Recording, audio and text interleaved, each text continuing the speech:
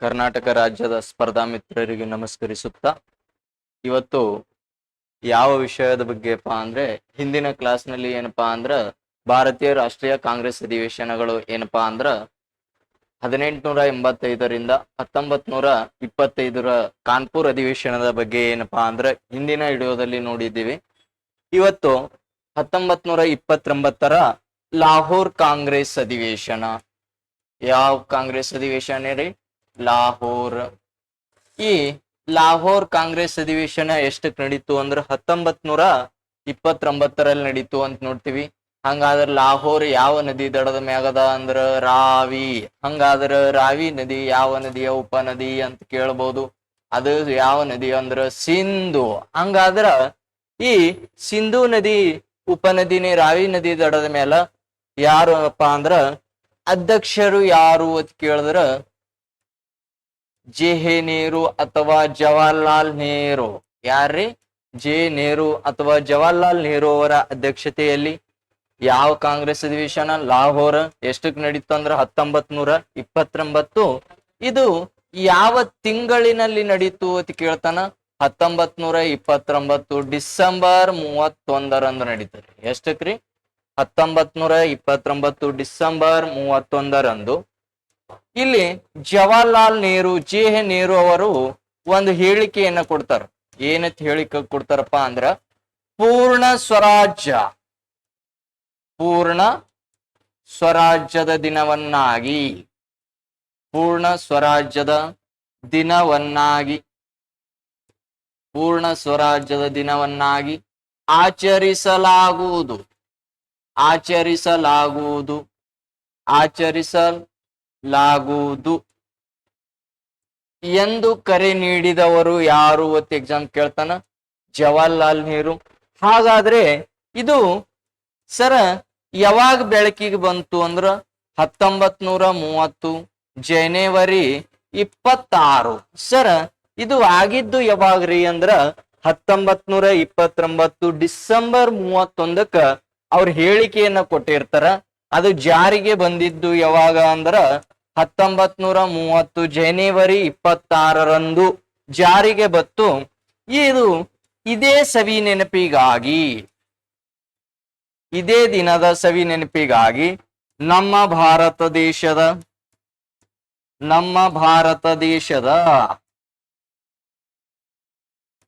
ಸಂವಿಧಾನ 1949 ನವೆಂಬರ್ 26ರಂದು ಅಂಗೀಕಾರಗೊಂಡರು. ಏನಾಗ್ಯದ್ರಿ? ಅಂಗೀಕಾರಗೊಂಡರು. ಈ ಸವಿ ನೆನಪಿಗಾಗಿ, ಈ ಸವಿ ನೆನಪಿಗಾಗಿ 1950 ಜನವರಿ 26ರಂದು ನಾವು ನಮ್ಮ ಭಾರತ ದೇಶದ ಸಂವಿಧಾನವನ್ನ ಜಾರಿಗೆ ಮಾಡಿಕೊಂಡಿವಿ. ಯಾವ ದಿನದ ಸವಿ ನೆನಪಿಗಾಗಿ ಅಂದ್ರ ಪೂರ್ಣ ಸ್ವರಾಜ್ಯದ ಸವಿ ನೆನಪಿಗಾಗಿ ಭಾರತ ದೇಶದ ಸಂವಿಧಾನ 1949 ನವೆಂಬರ್ 26ರಂದು ಅಂಗೀಕಾರಗೊಂಡರು. ಈ ದಿನದ ಸವಿ ನೆನಪಿಗಾಗಿ 1950 ಜನವರಿ 26ರಂದು ಏನಪ್ಪಾ ಅಂದ್ರ ಈ ಅಧಿವೇಶನದ ಸವಿ ನೆನಪಿಗಾಗಿ ನಾವು ಏನಪ್ಪಾ ಅಂದ್ರ ಜಾರಿಗೆ ತಂದಿವಿ ಅಂತ ನೋಡ್ತೀವಿ. ಅದೇ ರೀತಿಯಾಗಿ ಏನಪ್ಪಾ ಅಂದ್ರ 1930 ಯಾವ ಚಳುವಳಿ ನಡೀತದಪ್ಪ ಅಂದ್ರ ಕಾನೂನು ಭಂಗ ಚಳುವಳಿನೂ ನಡೀತದ. ಹಂಗಾದ್ರ ದಂಡಿ ಸತ್ಯಾಗ್ರಹ ನಡೀತದ. ಅದೇ ರೀತಿಯಾಗಿ 1930, 31, 32 3 ದುಂಡು ಮೇಜಿನ ಸಮ್ಮೇಳನಗಳು ನಡೀತಾವ. ಹಂಗಾದ್ರ 1931 ಗಾಂಧಿ ಮತ್ತು ಇರ್ವಿನ್ ಒಪ್ಪಂದ ಕೂಡ ಆಗ್ತದ. ಹಂಗಾದ್ರ ಗಾಂಧಿ ಮತ್ತು ಇರ್ವಿನ್ ಒಪ್ಪಂದ ಏನಾಯ್ತು ಅಂದ್ರ 1931ರಲ್ಲಿ ಗಾಂಧೀಜಿಯವರ 14 ಬೇಡಿಕೆಗಳನ್ನು ಈಡೇರಿಸುವಲ್ಲಿ ಲಾರ್ಡ್ ಇರ್ವಿನ್ ಅವರು ಏನಪ್ಪಾ ಅಂದ್ರ ಒಪ್ಪಿಕೊಂಡಿರ್ತಾರ. ಆದ್ರೆ ಈಗ ಲಾರ್ಡ್ ಇರ್ವಿನ್ ಅವರು ಗಾಂಧೀಜಿಯವರಿಗೆ ಏನ್ ಹೇಳಿರ್ತಾರಪ್ಪ ಅಂದ್ರ ನೀವು 1931 ಈ 2ನೇ ದುಂಡು ಮೇಜಿನ ಸಮ್ಮೇಳನದಲ್ಲಿ ಭಾಗಿಯಾದರೆ ನಿಮ್ಮ ಬೇಡಿಕೆಗಳನ್ನು ಈಡೇರಿಸುತ್ತೇನೆ ಎಂಬ ಭರವಸೆಯನ್ನು ನೀಡಿದವರು ಯಾರಂದ್ರ ಲಾರ್ಡ್ ಇರ್ವಿನ್ ಅಂತ ನೋಡ್ತೀವಿ. ಅದೇ ರೀತಿಯಾಗಿ 1931 ಒಂದು ಅಧಿವೇಶನ ನಡೀತದ್ರಿ. ಅದೇ ರೀತಿಯಾಗಿ ಇಲ್ಲಿ ನೋಡ್ರಿ 1931 ಕರಾಚಿ ಒಳಗ ನಡೀತದ್ರಿ. 1931 ಎಲ್ಲಿ ನಡೀತದ್ರಿ ಅಂದ್ರ ಕರಾಚಿಯಲ್ಲಿ ನಡೀತದ್ರಿ. 1931 ಕರಾಚಿ ಅಧಿವೇಶನ ಅಂತ ಕರೀತೀವಿ. ಈ ಕರಾಚಿ ಅಧಿವೇಶನ ಅಧ್ಯಕ್ಷರು ಏನಪ್ಪಾ ಅಂದ್ರ 1930 ಭಾರತೀಯ ರಾಷ್ಟ್ರೀಯ ಕಾಂಗ್ರೆಸ್ ಎಲ್ಲಿ ನಡೀತು ಅಂತ ಕೇಳಿದ್ರೆ ಎಲ್ಲಿ ಹೇಳ್ಬೇಕು? ಕರಾಚಿ. ಎಲ್ಲಿ ನಡೀತದ್ರಿ? ಕರಾಚಿ. ಈ ಅಧಿವೇಶನದಲ್ಲಿ ಏನಪ್ಪಾ ಅಂದ್ರ ಯಾವುದರ ನಿರ್ಣಯಗಳನ್ನು ಕೈಗೊಳ್ಳಲಾಯಿತು ಅಂತ ಕೇಳ್ತಾರ. ಹಂಗಾದ್ರ ಇಲ್ಲಿ ನೋಡ್ಬೇಕ್ರಿ, ಯಾವುದರ ನಿರ್ಣಯಗಳನ್ನು ಕೈಗೊಳ್ಳಲಾಯಿತು ಅತಿ ಬಹಳಷ್ಟು ಸಲ ಕ್ವಶನ್ ಕೇಳೇನ್ರಿ. ಇಲ್ಲಿ ಏನಪ್ಪಾ ಅಂದ್ರ ಕೇಳ್ತಾ ಇರ್ತಾನ, ಇದರ ಅಧ್ಯಕ್ಷರು ಯಾರು ಅಂತ ಕೇಳಬಹುದು. ಹಂಗಾದ್ರೆ ಇದರ ಅಧ್ಯಕ್ಷರು ಸರ್ದಾರ್ ವಲ್ಲಭಾಯ್ ಪಟೇಲ್ ಅವರ ನೇತೃತ್ವದಲ್ಲಿ ನಡೀತದ್ರಿ. ಯಾರ್ರಿ? ಸರ್ದಾರ್ ವಲ್ಲಭಾಯ್ ಪಟೇಲ್ ಅವರ ನೇತೃತ್ವದಲ್ಲಿ ನಡೀತದ. ಇವರ ಅಧ್ಯಕ್ಷತೆಯಲ್ಲಿ ನಡೀತದ್ರಿ. ಯಾರ ಅಧ್ಯಕ್ಷತೆಯಲ್ಲಿ? ಸರ್ದಾರ್ ವಲ್ಲಭಾಯ್ ಪಟೇಲ್ ಅವರ ಅಧ್ಯಕ್ಷತೆಯಲ್ಲಿ ನಡೀತದ. ಹಂಗಾದ್ರ ಪ್ರಮುಖ ನಿರ್ಣಯಗಳನ್ನು ಏನಾಯ್ತು ಅಂತ ಕೇಳಬಹುದು. ಏನ್ ನಿರ್ಣಯಗಳನ್ನ ತೆಗೆದುಕೊಂಡ್ರು? ಮೂಲಭೂತ ಹಕ್ಕುಗಳು ಮತ್ತು ರಾಷ್ಟ್ರೀಯ ಆರ್ಥಿಕ ನೀತಿ ಕಾರ್ಯಕ್ರಮಗಳು. ಯಾರ್ರಿ? ಮೂಲಭೂತ ಹಕ್ಕುಗಳು ಅಂತ ಕೇಳ್ತೀವಿ. ಹಂಗಾದ್ರೆ ಮೂಲಭೂತ ಹಕ್ಕುಗಳ ನಿರ್ಣಯ ಯಾವ ಅಧಿವೇಶನದಲ್ಲಿ ಅಂದ್ರ 1931 ಕರಾಚಿ ಅಧಿವೇಶನದಲ್ಲಿ. ಯಾರ ಅಧ್ಯಕ್ಷತೆಯಲ್ಲಿ ಅಂದ್ರ ಸರ್ದಾರ್ ವಲ್ಲಭಾಯ್ ಪಟೇಲ್. ಹಂಗಾದ್ರ ನಿಮ್ಗ ಕೆಲವೊಂದು ಸಲ ಎಕ್ಸಾಮ್ ಕೇಳ್ತಾನ, ಸರ್ದಾರ್ ಎಂಬ ಬಿರುದು ಯಾವ ಸತ್ಯಾಗ್ರಹ ಸಂದರ್ಭದಲ್ಲಿ ನೀಡಲಾಯಿತು ಅಂದ್ರ 1928 ಬಾರ್ಡೋಲಿ ಸತ್ಯಾಗ್ರಹ ಸಂದರ್ಭದಲ್ಲಿ. ಯಾವ ಸತ್ಯಾಗ್ರಹ ಸಂದರ್ಭದಲ್ರಿ? 1928 ಬಾರ್ಡೋಲಿ ಸತ್ಯಾಗ್ರಹ ಸಂದರ್ಭದಲ್ಲಿ ಗಾಂಧೀಜಿಯವರು, ಯಾರೇ ಗಾಂಧೀಜಿಯವರು ವಲ್ಲಭಾಯ್ ಪಟೇಲ್ ಅವರಿಗೆ ಏನಂತ ಕರೆದ್ರು ಅಂದ್ರ ಸರ್ದಾರ್ಜಿ. ಯಾಜಿ ಎತ್ ಕರೆದ್ರಿ? ಸರ್ದಾರ್ಜಿ ಎಂಬ ಬಿರುದು ಬಂತು ಅಂತ ನೋಡ್ತೀವಿ. ಅದೇ ರೀತಿಯಾಗಿ 1937 ಒಂದು ಅಧಿವೇಶನವನ್ನ ನಡೀತದ. 1933 ಏನಪ್ಪಾ ಅಂದ್ರ ಕೆಲವು ಚಳವಳಿಗಳನ್ನ ನಡೀತಾವ. ಹರಿಜನ ಎಂಬ ಪತ್ರಿಕೆ ಗಾಂಧೀಜಿಯವರು ಹೊರಡಿಸ್ತಾರ.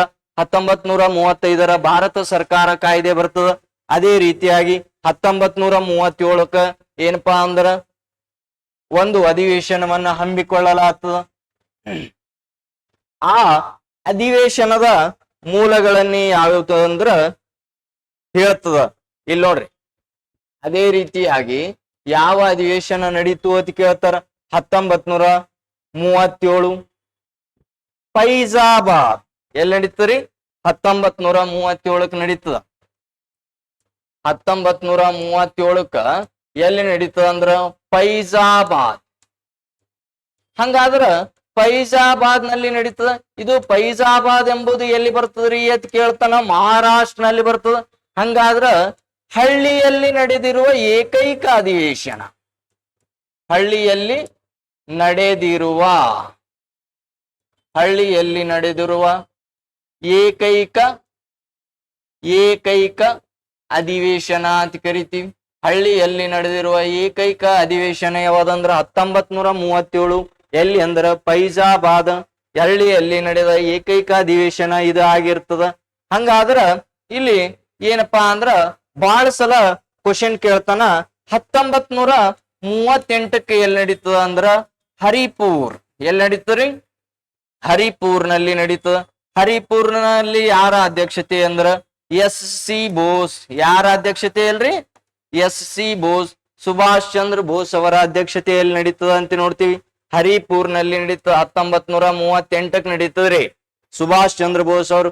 ಇಲ್ಲಿ ಏನಾಗಿತ್ತು ಅಂದ್ರ 1920ರಿಂದ 1938 ಯಾವ ರೂಢಿಯನ್ನ ಬೆಳೆದು ಬಿಟ್ಟಿತ್ತು ಅಂದ್ರ ಗಾಂಧೀಜಿಯವರ ಸೂಚಿಸಿದ ವ್ಯಕ್ತಿಗಳೇನೆ INC ಅಧಿವೇಶನದ ಅಧ್ಯಕ್ಷತೆ ಸ್ಥಾನ ವಹಿಸಿಕೊಳ್ಳುವಂತೆ ರೂಢಿ ಬೆಳೆದಿತ್ತು. ಎಷ್ಟರಲಿಂದ? 1920ರಿಂದ 1938 ಇಷ್ಟು ಏನಪ್ಪಾ ಅಂದ್ರ ಆಗಿರ್ತದ. ಹಂಗಾದ್ರ 1939 ತ್ರಿಪುರ್ ಕಾಂಗ್ರೆಸ್ ಅಧಿವೇಶನ ವೆರಿ ಇಂಪಾರ್ಟೆಂಟ್ ಎಕ್ಸಾಮ್ ಪ್ರಪೋಸ್. ಅದು ಏನಂತ ಕೇಳ್ತಾನ ನೋಡ್ರಿ ಎಕ್ಸಾಮ್ಕ. 1939 ತ್ರಿಪುರ ಅಧಿವೇಶನ ಅಂತ ಕರಿತೀವಿ. ಯಾವ ಅಧಿವೇಶನ ರೀ? 1939 ತ್ರಿಪುರಿ ಅಧಿವೇಶನ.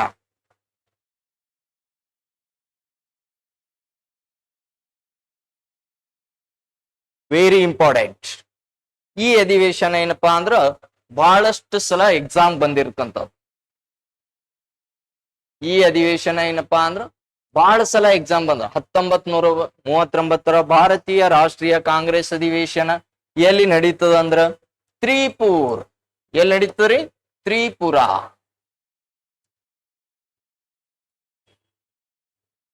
ತ್ರಿಪುರ ಕಾಂಗ್ರೆಸ್ ಅಧಿವೇಶನ ಅಂತ ಕರಿತೀವಿ. ಎಷ್ಟಕ್ಕೆ ನಡೀತದ ಅಂದ್ರ 1939. ಇಲ್ಲಿ ಸ್ವಲ್ಪ ಏನಪ್ಪಾ ಅಂದ್ರ ಇದಕ್ಕಿಂತ ಮುಂಚಿತವಾಗಿ ಈ ಕಡೆ ಏನಪ್ಪಾ ಅಂದ್ರ ಇಬ್ಬರು ವ್ಯಕ್ತಿಗಳು, ಈ ಕಡೆ ಏನಪ್ಪಾ ಅಂದ್ರ ಇಬ್ಬರು ವ್ಯಕ್ತಿಗಳು. ಇಲ್ಲಿ ಯಾರು ಅಂದ್ರ ಗಾಂಧೀಜಿ ಮತ್ತು ಪಟ್ಟಾಭಿ ಸೀತಾರಾಮಯ್ಯ.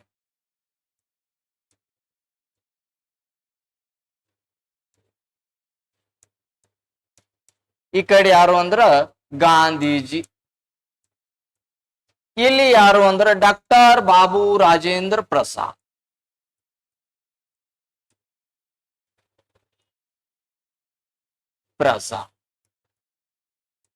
ಈ ಕಡೆ ಯಾರು ಅಂದ್ರ ಎಸ್.ಸಿ. ಬೋಸ್, ಸುಭಾಷ್ ಚಂದ್ರ ಬೋಸ್. ಯಾರ್ರಿ? ಸುಭಾಷ್ ಚಂದ್ರ ಬೋಸ್. ಆಲ್ರೆಡಿ ಗಾಂಧೀಜಿ ಅವರು 1939 ತ್ರಿಪುರ ಕಾಂಗ್ರೆಸ್ ಅಧಿವೇಶನದ ಅಧ್ಯಕ್ಷ ನೀನೇ ಅಂತ ಹೇಳಿರ್ತಾರೆ. ಯಾರಿಗೆ? ಪಟ್ಟಾಭಿ ಸೀತಾರಾಮಯ್ಯ ಅವರಿಗೆ. ಯಾರು ಮಾತು ಕೊಟ್ಟಿರ್ತಾರ್ರಿ? ಗಾಂಧೀಜಿ. ಆ ಸಂದರ್ಭದಲ್ಲಿ ಸುಭಾಷ್ ಚಂದ್ರ ಬೋಸ್ ಅವರು ಏನಪ್ಪಾ ಅಂದ್ರ ಸಭೆಯನ್ನ ಸೇರುತ್ತಾರೆ. ಸಭೆ ಒಳಗೆ ಹೇಳ್ತಾರೆ, ಎಷ್ಟು ಬಾರಿ ಗಾಂಧಿ ಎಂದು ನೀವು ಮೋಸ ಹೋಗುತ್ತೀರಿ ಎಂದು ಏನಪ್ಪಾ ಅಂದ್ರ ಕ್ರಾಂತಿಕಾರಿಗಳ ನುಡಿಗಳನ್ನ ಏನಪ್ಪಾ ಅಂದ್ರ ಸ್ವಲ್ಪ ವಿಚಾರಧಾರೆಗಳನ್ನ ಎರೆದ ನಂತರ ಆ ಸಂದರ್ಭದಲ್ಲಿ ಎಲ್ಲಾ ಏನಪ್ಪಾ ಅಂದ್ರ ಆ ಸಭೆಯಲ್ಲಿರ್ತಕ್ಕಂಥ ಜನರು ಯಾರನ್ನ ಆಯ್ಕೆ ಮಾಡ್ತಾರ ಅಂದ್ರ ಸುಭಾಷ್ ಚಂದ್ರ ಬೋಸ್. ಹಂಗಾದ್ರ ತ್ರಿಪುರ ಕಾಂಗ್ರೆಸ್ ಅಧಿವೇಶನದ ಅಧ್ಯಕ್ಷರು ಯಾರಾದ್ರು ಅತಿ ಪರ್ಟಿಕ್ಯುಲರ್ ಆಗಿ ನಿಮಗೆ ಇದು ಸುಭಾಷ್ ಚಂದ್ರ ಬೋಸ್. ಹಾಗಾದ್ರೆ ಈ ಸುಭಾಷ್ ಚಂದ್ರ ಬೋಸ್ ಅವರು ಏನಪ್ಪಾ ಅಂದ್ರ ಇವರು ವಿನ್ ಆಗಿದ್ದರಿಂದ ಯಾರು ಸ್ಟೇಟ್ಮೆಂಟ್ ಕೊಟ್ರು ಅಂದ್ರ ಹಿರಿಯ ಬುದ್ಧಿಜೀವಿ ಆಗಿರಕ್ಕಂತ ಗಾಂಧೀಜಿ ಅವರು, ಇದು ಪಟ್ಟಾಭಿ ಸೀತಾರಾಮಯ್ಯನವರ ಸೋಲಲ್ಲ, ಇದು ನನಗಾದ ಸೋಲುವತಿ. ಯಾರು ಸ್ಟೇಟ್ಮೆಂಟ್ ಕೊಟ್ರು ಅಂದ್ರ ಗಾಂಧೀಜಿ. ಯಾರ ಸೋಲಲ್ಲ?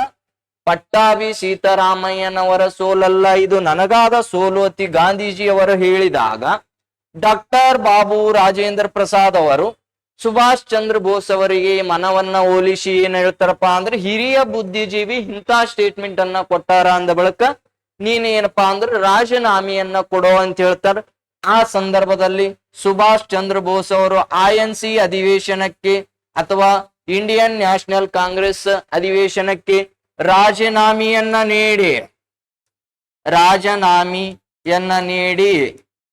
ಇವರು 1939 ಒಂದು ಸಂಸ್ಥೆಯನ್ನ ಕಟ್ತಾರ ಸುಭಾಷ್ ಚಂದ್ರ ಬೋಸ್ ಅವರು.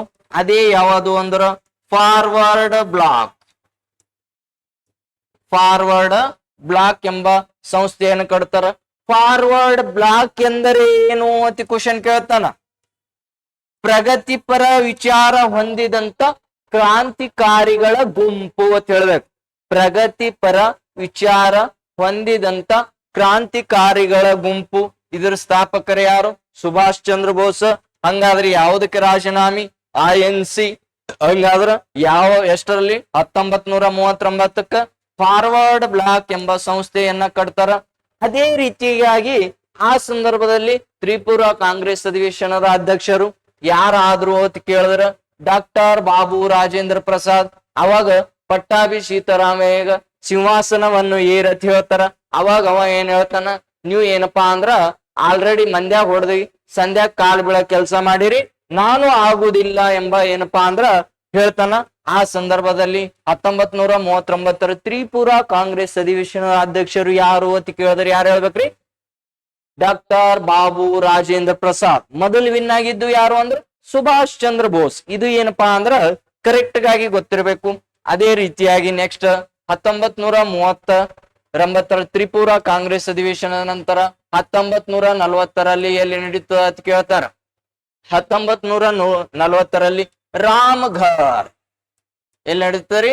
ರಾಮ್ಘರ್ ಅಲ್ಲಿ ನಡೀತದ. ಇಲ್ಲಿ ಯಾರ ಅಧ್ಯಕ್ಷತೆಯಲ್ಲಿ ನಡೀತದ ಅಂತ ಕೇಳ್ತಾನ.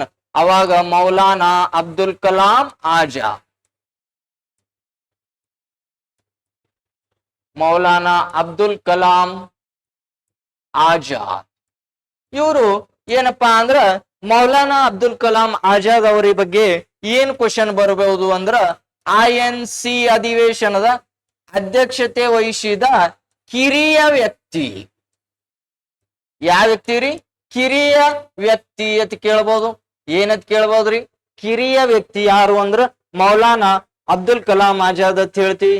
ಅದೇ ರೀತಿಯಾಗಿ 1947ಕ್ಕ ಎಲ್ಲಿ ನಡೀತದ ಅಂದ್ರ ಮೀರತ್. ಎಷ್ಟಕ್ ನಡೀತರಿ? 1947ರಲ್ಲಿ ಎಲ್ಲಿ ನಡೀತದ ಅಂದ್ರ ಮೀರತ್.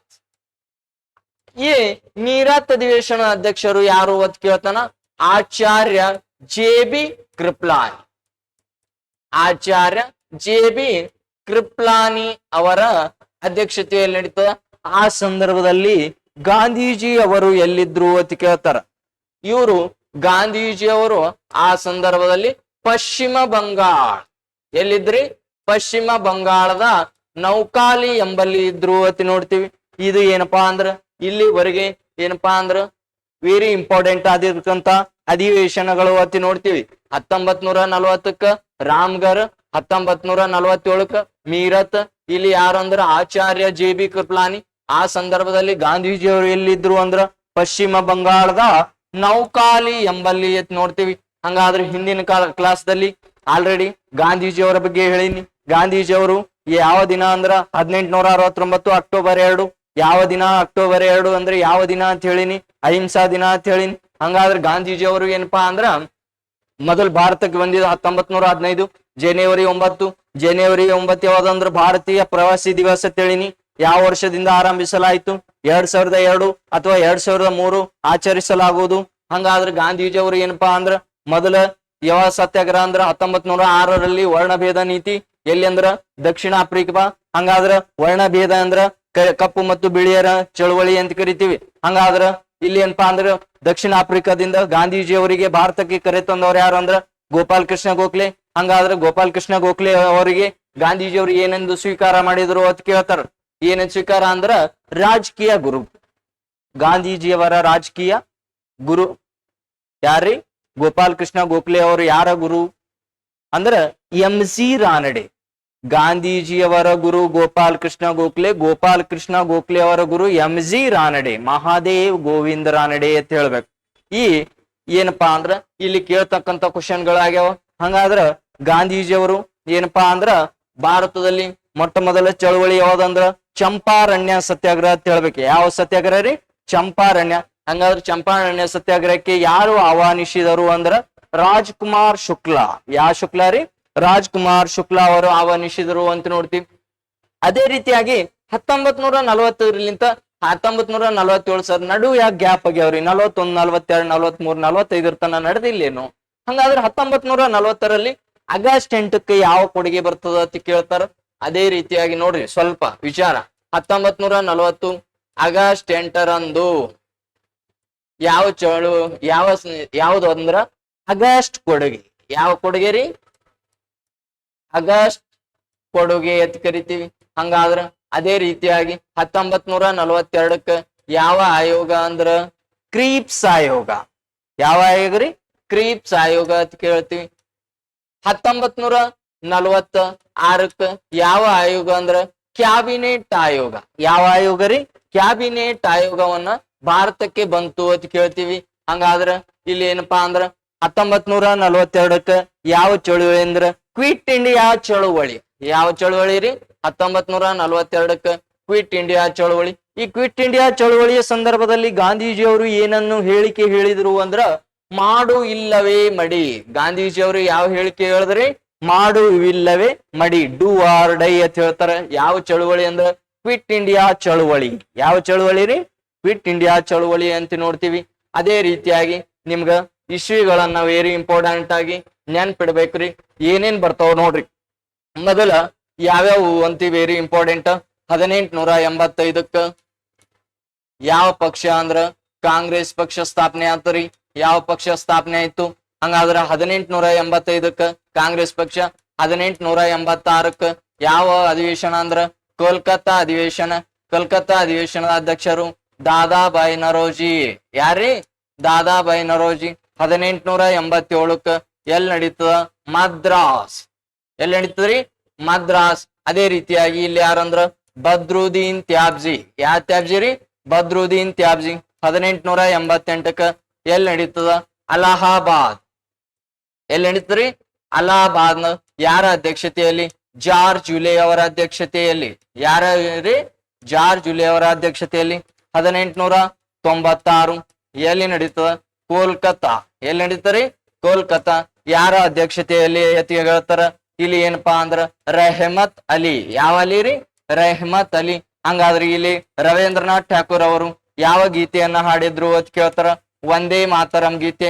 ಹಂಗಾದ್ರೆ ವಂದೇ ಮಾತರಂ ಗೀತೆಯನ್ನ ಹಾಡಿದವ್ರು ಯಾರು ಅಂದ್ರ ರವೀಂದ್ರನಾಥ್ ಠಾಕೂರ್. ಇದನ್ನು ಬರೆದೇವ್ರು ಯಾರು ಅಂದ್ರ ಬಂಕಿಮ್ ಚಂದ್ರ ಚಟರ್ಜಿ ಅಂತ ಹೇಳಿನಿ ಆಲ್ರೆಡಿ. ಬಂಕಿಮ್ ಚಂದ್ರ ಚಟರ್ಜಿ ಯಾವ ಮಠದಿಂದ? ಆನಂದ ಮಠದಿಂದ ಅಂತ ಹೇಳಿನಿ. ಹಂಗಾದ್ರೆ 1900ರಲ್ಲಿ ಯಾವ ಅವಾರ್ಡ್? Nobel award.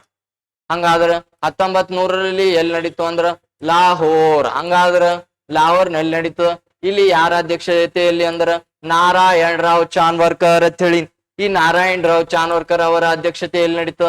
ಹಂಗಾದ್ರ ಅದೇ ರೀತಿಯಾಗಿ 1906ರಲ್ಲಿ ಎಲ್ಲಿ ನಡೀತದ ಅಂದ್ರ ಕಲ್ಕತ್ತಾ. ಹಂಗಾದ್ರೆ ಇದರ ಅಧ್ಯಕ್ಷತೆ ಯಾರು ಅಂದ್ರ ದಾದಾಬಾಯಿ ನರೋಜಿ. ಯಾವ ಪದ ಬಳಕೆ ಮಾಡಿದ್ರು ಅಂದ್ರ ಸ್ವರಾಜ್ಯ ಪದ. ಯಾವ ಪದ ಬಳಕೆ ಮಾಡ್ಯಾರಿ? ಸ್ವರಾಜ್ಯ ಪದ. ಹಂಗಾದ್ರ ಈ ಸ್ವರಾಜ್ಯ ಪದದ ಅರ್ಥ ಕಂಡು ಹಿಡಿಸಲಾಗಿ 1907ರ ಸೂರತ್ ಅಧಿವೇಶನವನ್ನ ನಡೆದ್ರು. ಸೂರತ್ ಅಧಿವೇಶನದ ಅಧ್ಯಕ್ಷರು ರಾಸ್ ಬಿಹಾರಿ ಬೋಸ್. ಯಾರಿ? ರಾಸ್ ಬಿಹಾರಿ ಬೋಸ್. ಇಲ್ಲಿ ಏನಪ್ಪಾ ಅಂದ್ರ ಮಂದಗಾಮಿಗಳಿದ್ರು, ತೀವ್ರಗಾಮಿಗಳಿದ್ರು. ಹಂಗಾದ್ರೆ ಇಬ್ಬರ ನಡುವೆ ಯಾರಿದ್ರು ಅಂದ್ರ ಬ್ರಿಟಿಷರು. ತೀವ್ರಗಾಮಿಯ ನಾಯಕ ತಿಲಕ್, ಮಂದಗಾಮಿಯ ನಾಯಕ ಗೋಖಲೆ. ಈ ಸಭೆಯಲ್ಲಿ ಏನಪ್ಪಾ ಅಂದ್ರ ತಿಲಕ್ ಅವರಿಗೆ ಮಾತನಾಡಲು ಅವಕಾಶವನ್ನು ಕೊಡದಿದ್ದಾಗ ಸಭೆಯನ್ನ ಬಿಟ್ಟು ಹೊರ ನಡೆದರು. ಬ್ರಿಟಿಷರು ತಪ್ಪಿಸ್ತರನಾಗಿ 1908ರಿಂದ 14ರವರೆಗೆ ಎಷ್ಟು ವರ್ಷ? 6 ವರ್ಷ ಬರ್ಮಾದ ಮ್ಯಾಂಡಲೆ, ಮಯನ್ಮಾರದ ನೈಪಾಡ್ ಜೈಲಿಗೆ ಹಾಕಿದ್ರು.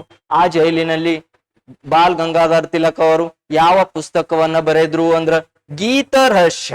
ಯಾವ ಪುಸ್ತಕ ಬರೆದ್ರಿ? ಗೀತ ರಹಸ್ಯ ಎಂಬ ಪುಸ್ತಕ ಬರೀತಾರ. ಅದೇ ರೀತಿಯಾಗಿ 1911ಕ್ಕ ಕೋಲ್ಕತ್ತಾದಲ್ಲಿ ನಡೀತದ. ಕೋಲ್ಕತ್ತಾದಲ್ಲಿ ಅಧ್ಯಕ್ಷರು ಯಾರಂದ್ರ BN ಧರ್, ಬಿಷನ್ ನಾರಾಯಣ್ ಧರ್ ಅಂತ ಕರಿತೀವಿ. ಹಂಗಾದ್ರ ಇಲ್ಲಿ ರವೀಂದ್ರನಾಥ್ ಠಾಕೂರ್ ಅವರ ಸಹೋದರಿ ಆದ ಯಾರ್ರಿ? ಸಹೋದರಿ ಸರಳಾದೇವಿ. ಯಾವ ದೇವಿ ರೀ? ಸರಳಾದೇವಿ. ಯಾವ ಗೀತೆ? ಜನಗಣಮನ ಹಾಡಿದರು. ಹಂಗಾದ್ರೆ ಜನಗಣಮನ ಯಾವ ರಾಗದಲ್ಲಿ ಹಾಡಿದ್ರು ಅಂದ್ರ ಮುಲ್ಲಾರ್ ರಾಗ. ಯಾವ ರಾಗ ರೀ? ಮುಲ್ಲಾರ್ ರಾಗದಲ್ಲಿ ಹಾಡಿದ್ರು ಅಥವಾ ಮಲ್ಲಾರ್ ರಾಗದಲ್ಲಿ ಹಾಡಿದ್ರು ಅಂತ ನೋಡ್ತೀವಿ. ಅದೇ ರೀತಿಯಾಗಿ 1916ರ ಯಾವ ಅಧಿವೇಶನ ಅಂದ್ರ ಲಕ್ನೋ ಅಧಿವೇಶನ. ಯಾವ ಅಧಿವೇಶನ ರೀ? ಲಕ್ನೋ ಅಧಿವೇಶನ. ಇದರ ಅಧ್ಯಕ್ಷರು AC ಮಜುಮ್ದಾರ್ ಅಥವಾ ಅಂಬಿಕ್ ಚರಣ್ ಮಜುಮ್ದಾರ್ ಅಂತ ಕರಿತೀವಿ.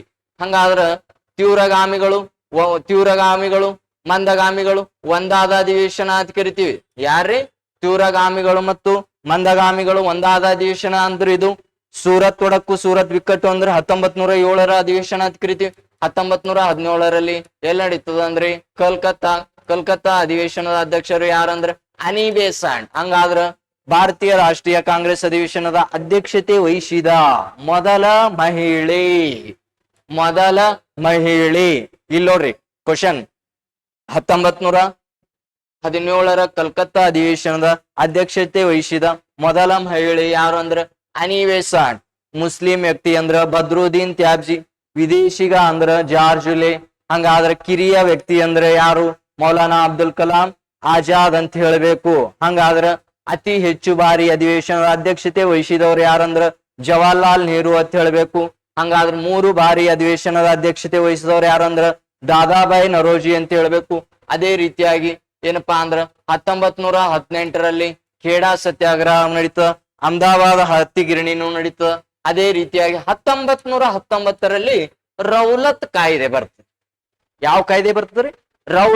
ರೌಲತ್ ಎಂಬ ಸಿಡ್ನಿ ರೌಲತ್ ಅಂತ ಕರಿತೀವ್ರಿ. ಈ ಸಿಡ್ನಿ ರೌಲತ್ ಎಂಬ ಕಾಯ್ದೆ ಬರ್ತದ. ಇದ್ರದ್ದು ಏನಿಲ್ರಿ, ಭಾರತದಲ್ಲಿ ಏನಪ್ಪಾ ಅಂದ್ರ ಸಭೆ ಸಮಾರಂಭಗಳನ್ನು ನಿಷೇಧ ಮಾಡ್ತದೆ. ಏನ್ ಮಾಡ್ತದ್ರಿ? ಸಭೆ ಸಮಾರಂಭಗಳ ನಿಷೇಧ, ಪತ್ರಿಕೆಗಳ ಮೇಲೆ ನಿರ್ಬಂಧನೆ ಮತ್ತು ಗುಂಪು ಗುಂಪಾಗಿ ತಿರುಗಾಡುವಂಗಿಲ್ಲ. ಹಂಗಾದ್ರ ಶಸ್ತ್ರಾಸ್ತ್ರಗಳ ನಾವು ಹೊಂದುವಂತಿಲ್ಲ. ಹಂಗಾದ್ರ ಪತ್ರಿಕೆಗಳ ಮೇಲೆ ನಿರ್ಬಂಧನೆ, ಕೆಲವು ಬೇಡಿಕೆಗಳನ್ನ ಇರ್ತ. ಆ ಸಂದರ್ಭದಲ್ಲಿ ಈ ರೌಲತ್ ಕಾಯ್ದೆಯ ವಿರುದ್ಧ ಏನಪ್ಪಾ ಅಂದ್ರ ಪಂಜಾಬಿನ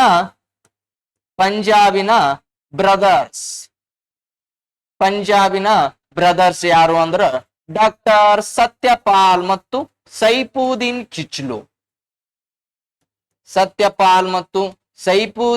ಕಿಚ್ಲು ಅವರು ದಂಗೆ ಹೇಳ್ತಾರ್ರಿ. ಎಷ್ಟಕ್ಕ ಅಂದ್ರ 1919 ಏಪ್ರಿಲ್ 13ಕ್ಕೆ ಏನಪ್ಪಾ ಅಂದ್ರ ಯಾವುದು ಅಂತ ಕೇಳ್ತಾರ, ಜಲಿಯನ್ ವಾಲಾಬಾಗ್ ಅಂತ ಕರಿತೀವಿ. ಹಂಗಾದ್ರ ಇದು ಪಂಜಾಬಿನ ಬ್ರದರ್ಸ್ ಡಾಕ್ಟರ್ ಸತ್ಯಪಾಲ್ ಮತ್ತು ಸೈಫುದ್ದೀನ್ ಕಿಚ್ಲು ಅವರ ಬಂಧನದ ವಿರುದ್ಧ ಪಂಜಾಬಿನಲ್ಲಿ ಯಾವ ಮೈದಾನ ಅಂದ್ರ ಜಲಿಯನ್ ವಾಲಾಬಾಗ್ ಮೈದಾನದಲ್ಲಿ 10,000ಕ್ಕೂ ಹೆಚ್ಚು ಜನ ಸಭೆ ಸೇರಿರ್ತಾರೆ. ಎಷ್ಟು ಜನ ರೀ? 10,000ಕ್ಕೂ ಹೆಚ್ಚು ಜನ ಸಭೆ ಸೇರಿರ್ತಾರ. ಹಂಗಾದ್ರ ಏನಪ್ಪಾ ಅಂದ್ರ ಆಲ್ರೆಡಿ ಇಲ್ಲಿ ಬ್ರಿಟಿಷರ ಅಧಿಕಾರಿ ಮೈಕಲ್ ಒಡೆಯರ್ ಅತಿ ಬರ್ತಾರ್ರಿ. ಈ ಮೈಕಲ್ ಒಡೆಯರ್ ಏನಪ್ಪಾ ಅಂದ್ರ ಸಭೆಯನ್ನ ನಿಷೇಧಾಜ್ಞೆ ಮಾಡಿದ್ರು. ಹಂಗಾದ್ರ ಸಭೆಯನ್ನ ನಿಷೇಧಾಜ್ಞೆ ಮಾಡಿದ ಸಂದರ್ಭದಲ್ಲಿ ಮೈಕಲ್ ಒಡೆಯರು ಜನರಲ್ ಡಯರ್ ಈ ಜನರಲ್ ಡಯರ್ನಿಗೆ ಹೇಳ್ತಾನ, ಮೈಕಲ್ ಒಡೆಯರ್ ಕರ್ದಿ ಏನಪ್ಪಾ ಅಂದ್ರ ಸಭೆಯನ್ನ ಚದುರಿಸು, ಏನ್ ಮಾಡು, ಸಭೆಯನ್ನ ಚದುರಿಸು ಅಂತ ಹೇಳ್ತಾನ. ಆಲ್ರೆಡಿ ಜನರಲ್ ಡಯರ್ 150 ಸೈನಿಕರೊಂದಿಗೆ ಆ ಪ್ರದೇಶಕ್ಕೆ ಭೇಟಿ ನೀಡಿ 10 ನಿಮಿಷಗಳಲ್ಲಿ 1650 ಗುಂಡಿನ ಸುರಿಮಳೆಯನ್ನ ಮಾಡಿದನು. ಎಷ್ಟು ನಿಮಿಷದಲ್ಲಿ? 10 ನಿಮಿಷದಲ್ಲಿ 1650 ಗುಂಡಿನ ಸುರಿಮಳೆ. ಎಷ್ಟು ಸೈನಿಕರು? 150 ಜನ ಸೈನಿಕರೊಂದಿಗೆ ಆ ಪ್ರದೇಶದ ಮೇಲೆ ಏನಪ್ಪಾ ಅಂದ್ರೆ ಗುಂಡಿನ ಸುರಿಮಳೆ ಮಾಡ್ತಾನ. ಆ ಸಂದರ್ಭದಲ್ಲಿ ಅಲ್ಲಿ ಮರಣ ಹೊಂದಿದವರು ಎಷ್ಟು ಜನ ಅಂತ ಕೇಳ್ತಾರ? ಕೇವಲ 379 ಜನ ಅಂತ ಹೇಳ್ತೀವಿ. ಹಂಗಾದ್ರ ಕೆಲವು ಮಾಧ್ಯಮಗಳು ವರದಿ ಕೊಟ್ಟು 379 ಜನ ಅಂತಿ. ಅಲ್ಲಿ ಆ ಬಾವಿಯಲ್ಲಿ ಏನಪ್ಪಾ ಅಂದ್ರೆ ಎಷ್ಟೋ ಜನ ಪ್ರಾಣ ರಕ್ಷಣೆಗಾಗಿ ಧುಮುಕಿ ಮರಣವನ್ನ ಹೊಂದಿದರು. ಕೈ ಕಾಲು ಏನೇನೋ ಏನಪ್ಪಾ ಅಂದ್ರ ಕಳೆದುಕೊಂಡ್ರು. ಯಾವ ದುರಂತ ಅಂದ್ರ ಜಲಿಯನ್ ವಾಲಾಬಾಗ್ ಹತ್ಯಾಕಾಂಡ. ಇದೇ ಜಲಿಯನ್ ವಾಲಾಬಾಗ್ ಎಂಬ ಮೈದಾನಕ್ಕೆ ಭೇಟಿ ಕೊಟ್ಟ ಒಬ್ಬ ಕ್ರಾಂತಿಕಾರಿ ಯಾರು ಅಂದ್ರ ಭಗತ್ ಸಿಂಗ್ ಅಂತ ಹೇಳ್ತೀವಿ. ಯಾರತ್ ಹೇಳ್ತೀವ್ರಿ? ಭಗತ್ ಸಿಂಗ್. ಆಗ ಏನಪ್ಪಾ ಅಂದ್ರ ಕ್ರಾಂತಿಕಾರಿ ಕುಟುಂಬದಲ್ಲಿ ಜನಿಸಿರಕಂತ ಒಬ್ಬ ಭಗತ್ ಸಿಂಗ್ ಈ ಜಲಿಯನ್ ವಾಲಾಬಾಗ್ ಎಂಬ ಮೈದಾನಕ್ಕೆ ಭೇಟಿ ಕೊಟ್ಟಿ ಅಲ್ಲಿ ಏನಪ್ಪಾ ಅಂದ್ರ ತನ್ನ ದೇಶವಾಸಿಗಳ ರಕ್ತವನ್ನ ಹರಿತಕ್ಕಂಥದ್ದು. ಆ ತನ್ನ ಕುಡಿಯುವ ನೀರನ್ನು ಕುಡಿಯುವ ಬಾಟಲಿನಲ್ಲಿ ತೆಗೆದುಕೊಂಡು ಆ ರಕ್ತ ಮತ್ತು ಏನಪ್ಪಾ ಅಂದ್ರ ಮಣ್ಣನ್ನ ತುಂಬಿಕೊಂಡು ಬಂದು ತನ್ನ ದೇವರ ಜಗಲಿ ಮೇಲೆ ಇಟ್ಟು ದಿನಾಲು ಹಣೆಗೆ ತಿಲಕವನ್ನ ಇಡ್ತಕ್ಕಂಥ ವ್ಯಕ್ತಿ ಯಾರು ಅಂದ್ರ ಭಗತ್ ಸಿಂಗ್ ಅವ್ರದ್ದು ಏನಪ್ಪಾ ಅಂದ್ರ ಥೀಮ್ ಯಾವುದು, ಘೋಷಣೆ ಯಾವ್ದಂದ್ರ ಇನ್ಕ್ಲಾಬ್ ಜಿಂದಾಬಾದ್. ಯಾವ್ದ್ರಿ? ಇನ್ಕ್ಲಾಬ್ ಜಿಂದಾಬಾದ್ ಕರಿತೀವಿ.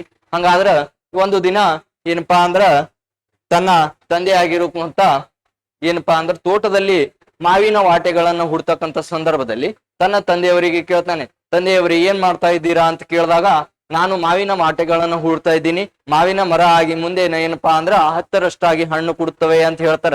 ಆ ಸಂದರ್ಭದಲ್ಲಿ ಏನಪ್ಪಾ ಅಂದ್ರ ತನಗೆ ಭಗತ್ ಸಿಂಗನಿಗೆ ಏನು ವಿಚಾರ ಹೊಳೆದಿರಬಹುದು ನೋಡ್ರಿ. ಸಣ್ಣ ಪುಟ್ಟ ಬಾಲಕನ ಓಡ್ಕೋತ್ ಹೋಗಿ ಏನಪ್ಪಾ ಅಂದ್ರ ಮನೆಯಿಂದ ಮದ್ದು ಮತ್ತು ಗುಂಡುಗಳನ್ನ ತಗೊಂಡ್ ಬಂದಿರ್ತಾರ. ಮದ್ದು ಮತ್ತು ಗುಂಡುಗಳನ್ನ ತಂದಿ ಮಣ್ಣಿನಲ್ಲಿ ಹದವಾಗಿ ಏನಪ್ಪಾ ಅಂದ್ರ ಹೂಳ್ತಕ್ಕಂಥ ಸಂದರ್ಭದಲ್ಲಿ ತಂದೆಯವರು ಕೇಳ್ತಾರ, ಮಗನೇ ಇವು ಮದ್ದು ಮತ್ತು ಗುಂಡುಗಳನ್ನು ಮುಂದೆ ಬೆಳೆದು 10ರಷ್ಟಾದ ಬಳಿಕ ಇದನ್ನು ತಿನ್ನುವವರು ಯಾರು ಅಂತ ಕೇಳಿದಾಗ ಆಗ ಭಗತ್ ಸಿಂಗ್ ಅವರು ಹೇಳ್ತಾರ, ತಂದೆಯವರೇ ನೀವು ಮಾವಿನ ವಾಟೆಗಳನ್ನ ಏನಪ್ಪಾ ಅಂದ್ರ ಹೂಳಿದ್ರಿ, ಇದ್ರ 10ರಷ್ಟು ಆಗಿ ಫಲ ಕೊಟ್ಟಿದ್ರೆ ಇದನ್ನು ತಿನ್ನುವವರು ಯಾರು ಅಂದ್ರ ಬ್ರಿಟಿಷರು ಅಂತ ಹೇಳ್ತಾನೆ. ಎಂತ ಏನಪ್ಪಾ ಅಂದ್ರ ಕ್ರಾಂತಿಕಾರಿಗಳ ಚಟುವಟಿಕೆ ಆಗ್ತದ. ಹಂಗಾದ್ರ ಇಲ್ಲಿ ಏನಪ್ಪಾ ಅಂದ್ರ ಒಂದ್ ಸ್ವಲ್ಪ ಹಿಂದ್ ನೋಡಮ್ರಿ. ಅದೇ ರೀತಿಯಾಗಿ 1927ಕ್ಕ ಯಾವ ಆಯೋಗ ಬರ್ತದ ಅಂದ್ರ ಸೈಮಾನ್. ಯಾವ ಆಯೋಗ ಬರ್ತದ್ರಿ? ಸೈಮನ್ ಆಯೋಗ. ಹಂಗಾದ್ರ ಇದು ಎಲ್ಲಿ 1927ಕ್ಕ ಅಂದ್ರ ಲಂಡನ್. 1928ಕ್ಕ ಏನಪ್ಪಾ ಅಂದ್ರ ಭಾರತಕ್ಕೆ ಬರ್ತದ. ಹಂಗಾದ್ರ ಸರಿ 1928ಕ್ಕ ಎಲ್ಲಿಗೆ ಬರ್ತದ ಅಂದ್ರ ಲಾಹೋರ್. ಎಲ್ಲಿ ಬರ್ತದ್ರಿ? ಲಾಹೋರ್. ಹಂಗಾದ್ರ ಲಾಹೋರ್ಕ್ 28ಕ್ಕೆ ಬಂದ ಬಳಿಕ ಇಲ್ಲಿ ತೀವ್ರವಾಗಿ ಪ್ರತಿಭಟನೆಯನ್ನ ವ್ಯಕ್ತಪಡಿಸ್ತಾರ. ಅವ್ರೇ ಯಾರು ಅಂದ್ರ ಲಾಲಾ ಲಜಪತ್ ರಾಯ್.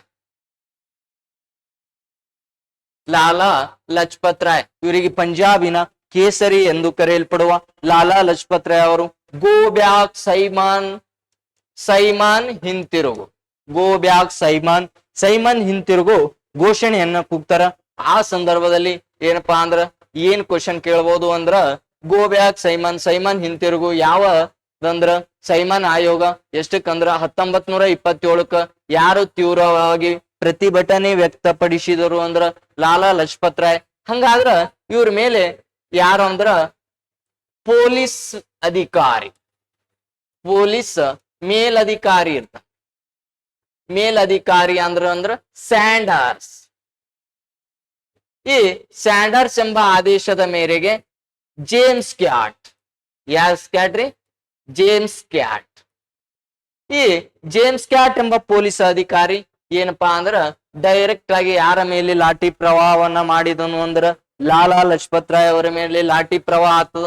ಈ ಲಾಠಿ ಪ್ರವಾಹವನ್ನ ಆಗಿದಕ್ಕಾಗಿ ತೀವ್ರವಾಗಿ ಗಾಯಗೊಂಡ ಲಾಲಾ ಲಜಪತ್ ರಾಯ್ ಅವರು ಏನಪ್ಪಾ ಅಂದ್ರ ಹಾಸಿಗೆಯನ್ನ ಹಿಡಿತಾರ.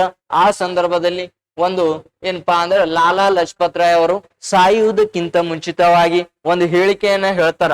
ಬ್ರಿಟಿಷರು ಹೊಡೆದ ಪ್ರತಿಯೊಂದು ಲಾಠಿಯ ಏಟು, ಬ್ರಿಟಿಷರು ಹೊಡೆದ ಪ್ರತಿಯೊಂದು ಲಾಠಿಯ ಏಟು ಬ್ರಿಟಿಷ್ ಸಾಮ್ರಾಜ್ಯದ ಶವಪೆಟ್ಟಿಗೆ ಮೊಳೆ ಏಟು ಅಂತ ಯಾರು ಹೇಳ್ಯಾರ ಅಂತ ಕೇಳ್ತಾರ? ಲಾಲಾ ಲಜಪತ್ ರಾಯ್. ಬ್ರಿಟಿಷರು ಹೊಡೆದ ಪ್ರತಿಯೊಂದು ಲಾಠಿ ಏಟು ಬ್ರಿಟಿಷ್ ಸಾಮ್ರಾಜ್ಯದ ಶವಪೆಟ್ಟಿಗೆ ಮೊಳೆ ಏಟು ಅಂತ ಹೇಳಿಕೆ ಕೊಟ್ಟವರು ಲಾಲಾ ಲಜಪತ್ ರಾಯ್. ಯಾರ ಆದೇಶ ಅಂದ್ರ ಸ್ಯಾಂಡರ್ಸ್. ಯಾರು ಲಾಠಿ ಚಾರ್ಜ್ ಮಾಡಿದ್ರು? James cat. ಈ ಲಾಲಾ ಲಜಪತ್ ರಾಯ್ ಅವರ ಸುದ್ದಿಯನ್ನ ಕೇಳಿ ಕಲ್ಕತ್ತಾದಿಂದ, ಎಲ್ಲಿದಿಂದ ರೀ?